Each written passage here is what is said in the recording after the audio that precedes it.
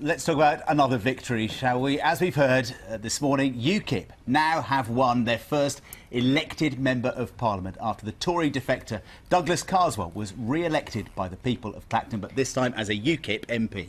It was almost a double celebration for UKIP. The party squeezed Labour, its majority, to little over 600 in the night's other by-election in Hayward and Middleton, an historically safe seat for Ed Miliband's party. All in all, a rather good night for Nigel Farage. He joins us now from Clacton, where the sun is shining, where I suspect he will have a big smile on his face. Good morning to you. Congratulations. You have your first MP. Good morning. You're joining the Westminster establishment. Oh, I don't think we're going to go native. Don't worry about that. I mean, don't forget, what Mr Carswell did is something we really haven't seen, for decades in this country. He didn't defect to UKIP. We're used to people crossing the floor. He resigned as a Member of Parliament and said to the people of Clacton, I'm joining UKIP. Do you support me in my judgment? And they did. And what Douglas has done, and indeed what Mark Reckless too is now trying to do in Rochester and Stroud, is they're bringing back integrity and honesty to politics, and people like that. When he had his victory last night, Mr Carswell said there is nothing we in UKIP cannot achieve now. But realistically, you've got one MP. Well, yesterday we had none, so we're doing quite well, aren't we? And perhaps even more significant than what happened here in Clacton was the shock in Hayward and Middleton in Greater Rochdale last night. On Sunday, the opinion poll said Labour were 20 points in the lead, and they won it by 600 votes, by less than 2%, and that in a solid Labour area. And I watched earlier on your programme the lightweight that masquerades as the chairman of the Conservative Party, Grant Shapps, coming out with his drivel that if you vote UKIP, you'll get Ed Miliband. He even suggested if you vote UKIP, you might get Ebola. But if you actually look at what happened last night, the proof of the pudding is that in the north of England, in all those cities, the only challenger to Labour is UKIP.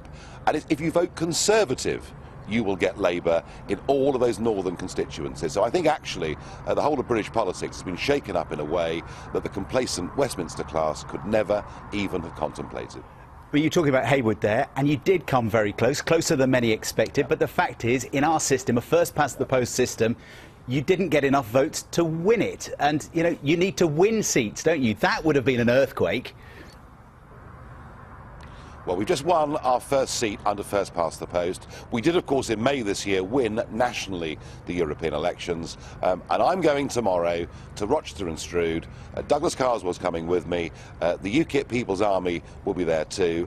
And we'll support Mark Reckless in that campaign. And then we'll win our second seat in the Westminster Parliament. Something big is happening here.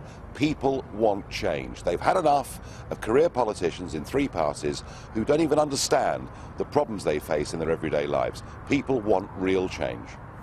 But how can you deliver real change? Realistically, you can create headlines, you can create shocks, but say one, maybe two MPs, that doesn't really change anything, does it?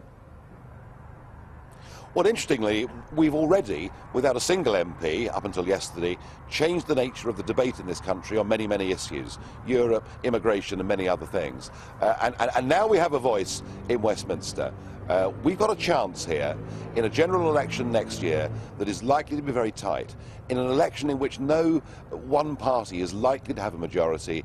If UKIP can keep this momentum going, we could find ourselves next May in a position where we hold the balance of power. And if we do that, we will make sure that the British people get a full, free and fair referendum so that they can decide whether we govern our own country and control our own borders. To keep your momentum going, you need to produce some more defectors now, don't you? How many have you got up your sleeve?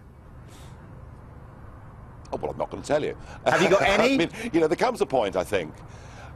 Well, I'm not going to tell you. It's a secret. My conversations with people are secret, and that's why when Douglas Carswell joined us and Mark Reckless joined us, you were all surprised. Again, that's the cynical old politics, the politics of leaking, the politics of everything being briefed ahead of time to newspapers and to shows such as yours. If I have private conversations with people, that's how they remain. But you're saying there are more to come? I think that this result in Clacton, the result in Hayward, and the prospect of us winning in Rochester will leave members of Parliament sitting there thinking, actually, we would have a better chance of changing politics, of making a real difference, of winning our seats again next May if we did it on a UKIP ticket. Nigel Farage, thank you very much indeed.